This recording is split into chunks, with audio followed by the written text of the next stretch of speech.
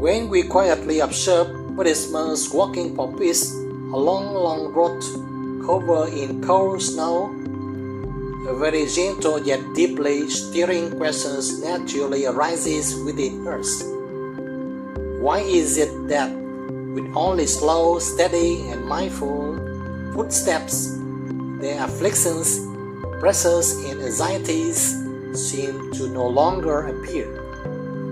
Could it be that peace does not come from clinging to the need of chance according to outer circumstances, but from learning how to stop and remain fully grounded and present with ourselves? When body and mind work together within a single moment, the tensions that have silently accumulated begin to be recognized, released, and gently healed. If this question is quietly echoing within you right now, it is also the doorway opening to the second vow in Buddhism, the vow to recognize and transform all afflictions in daily life. Hello, my name is Teng from the meditation channel Lotuszentan Each Hour. Please watch this entire video with me to explore the second vow, the vow to end all afflictions within ourselves. And more than that, the way meditation is practiced by following the footsteps of Buddhist monks who have chosen walking practice to bring peaceful to everyone. Please subscribe to the channel, press like, share, or leave a comment so that we can continue accompanying one another in the next videos. When stepping into the second vow, the vow to let go and end all afflictions, we first need to recognize where afflictions come from. Buddhist monks understand that afflictions arise in each of our lives because too many desires are born.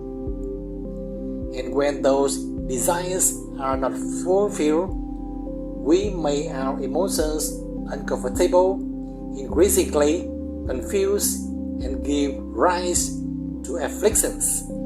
Knowing this, Buddhist monks choose walking meditation to observe their body and mind, to see that difficulties and afflictions always arise from within, and they work to bring peace to themselves and to everyone. When clearly seeing the causes of afflictions arising or walking, Buddhist monks are able to let go on their own with firm determinations and steady resolve. Let us practice together with the same perseverance as these monks who are working for peace in order to fulfill this second vow. Buddhism always guides us to practice mindfulness throughout most moments of life. Therefore, the four postures of walking meditation, standing meditation, lying meditation, and sitting meditation are always maintained and practiced seriously and persistently by Buddhist monks. Because when mindfulness is present in all circumstances, they can recognize when afflictions arise within their body and mind and find ways to stay distant from them. Buddhist monks understand this, so they practice observing each moment of the present, whether it is a thought of attachment and regret toward the past or worry about the future. They see it as unreal and return to the present to observe body and mind in peace.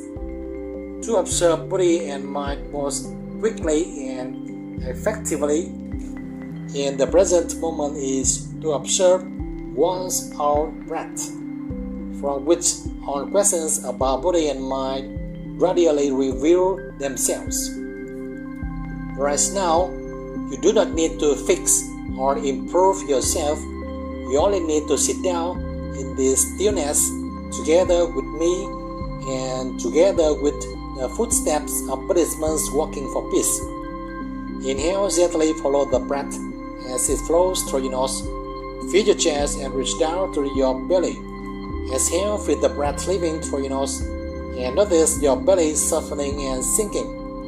You do not need to focus or control anything.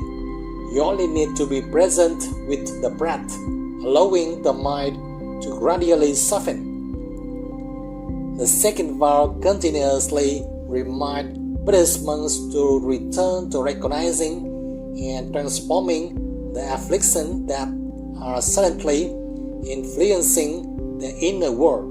According to the mechanism of consciousness in daily life, we often push ourselves to improve and command ourselves through continuously active desires in order to adapt to the environment. When too many demands and desires are created and overlap with one another, they sometimes conflict, causing confusion and fatigue. These desires continuously alert and urge action within consciousness without rest, creating afflictions. Even when sitting in meditation, we may wish to achieve peace as quickly as possible, and that very pressure becomes a new source of affliction. The second vow invites us to walk in a different directions. It is not about immediately eliminating afflictions, but about learning to recognize, understanding, and gently let them go little by little. Just like the way monks walk slowly and steadily without rushing to reach a destination, because they walk in meditation. Walking is for observing and feeling, whether conditions are difficult or easy. They simply remain mindful, observing how afflictions come and go without forcing anything. So first, we only need to allow the mind to settle and stop in order to look directly into how our inner mind is functioning. When mindfulness is fully present in the moment, we realize that afflictions do not disappear. When we try to drive them away, it first requires us to recognize them. Each time we recognize anger, fear, or fatigue within ourselves, the power of those emotions is already reduced by half. The second vow begins to be practiced from the moment we dare to stay and face our own emotions right in the present without avoidance. When we courageously recognize fear, anxiety, desires, craving, anger, or obsession while remaining aware, afflictions gradually diminish and eventually fade away. You may have once thought that you needed to fix yourself to become better, more peaceful, or stronger. But what the Dharma of the monks walking for peace remind us is that you do not need to rush to fix yourself right now.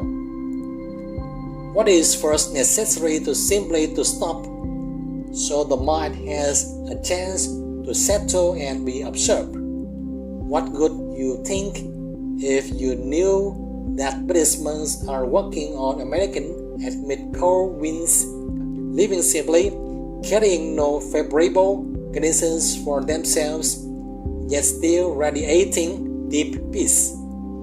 They work to care for their minds in each step, and that inner stability and calm naturally express peace to those they encounter. Looking at them, we may ask ourselves what allows them to remain steady amid hardship. The answer does not lie in eliminating affliction, but in the way they face afflictions.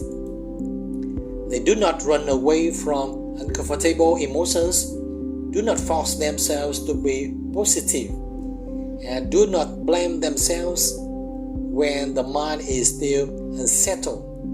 They simply return to the peaceful breath and allow everything to be present just as it is. With deep mindful observation, inhale, gently follow the breath as it flows through your nose. Feel your chest and reach down through your belly. Exhale, feel the breath leaving through your nose and notice your belly softening and sinking. Many people come to meditation with the wish for a calmer mind, yet wonder why the more they try to push away negative emotions, the more strongly and persistently those emotions seem to return. This is the knot that many people have searched for over a long time, because we often believe that to end suffering we must tense up, control, or immediately eliminate uncomfortable feelings. The second vow reminds us that afflictions are endless, yet the vow does not teach us to destroy emotions, but to learn how to end their power of control over body and mind. Resistance is precisely the root that prolongs suffering, because each time we fight an emotion, we unintentionally feed it more energy and make the mind more tense. When we avoid sadness, anger, or fear, those emotions do not disappear, but quietly accumulate and return in stronger and harder to control forms. On the contrary, when we allow ourselves to observe emotions with the breath and the presence of gentle compassion, that energy gradually settles and naturally transforms and heals. Emotions are like waves in the ocean. The more we resist them, the more easily we fall. But when we know how to relax and float with the waves, they pass on their own. Observe the images of participants working for peace amid cold winds and simple meals, yet they do not react. They simply continue stepping forward. The monks do not try to eliminate physical discomfort, but they do not let suffering guide their actions, because mindfulness always comes first to see impulsive and temporary emotions and to orient toward peace and harmony. Many people misunderstand meditation as not being allowed to feel anger or sadness, and when negative emotions arise, they blame themselves. But that very self-blame becomes a new layer of affliction, new desire, new pressures, causing the mind to pile up more tension and move further away from the inherent peace of the present moment. The second vow in Buddhism points out that ending afflictions does not mean wiping away emotions, but no longer allowing them to control our speech, actions, and decisions. By regularly observing the breath and merging with what is present, peace arrives naturally without forcing. Inhale, gently follow the breath as it flows through your nose. Feel your chest and reach down to your belly. Exhale, feel the breath leaving through your nose and notice your belly softening and sinking. When we follow this second vow, the benefits arise very naturally. The mind softens, the body feels lighter, and the habitual reactions of greed, anger, and ignorance gradually lost their strength. Just as Buddhist monks gently work for peace despite many external hardships. The solution is very simple and concrete. When emotions arise, we stop, return to sensing the body, breathe slowly, and allow the emotions to be present without judgment. Just as the monks continue walking through many difficulties without blaming circumstances, they transcend those conditions and in afflictions through this second vow. We learn to continue living without letting emotions dictate our direction, practicing the vow to end afflictions so that mindfulness remains present and peace naturally comes to us. When inner conflicts lessens, we begin to realize that daily life itself is the greatest teacher, where we learn from each mindful experience in walking, standing, lying down, and sitting in very ordinary ways. From this calm settling, a new door opens, leading us into the third vow among four great vows taught by the Buddha, the vow to continue learning and practicing on the path, observing so that consciousness gradually becomes stable amid a constantly changing and impermanent life filled with afflictions. I look forward to meeting you in the next video with the third vow among the four great vows of the Buddha that Buddhist monks working for peace are practicing. The journey in the game of the breath will become more and more fascinating if you truly cherish it. This practice, just like a habit, is a key to unlocking every doorway within your body and mind. So keep watching and keep practicing with me in this video and the ones to come. If you have any thoughts or reflections, feel free to leave a comment below. And if this video helped or inspired you, please click like, subscribe, and share it with others. Thank you.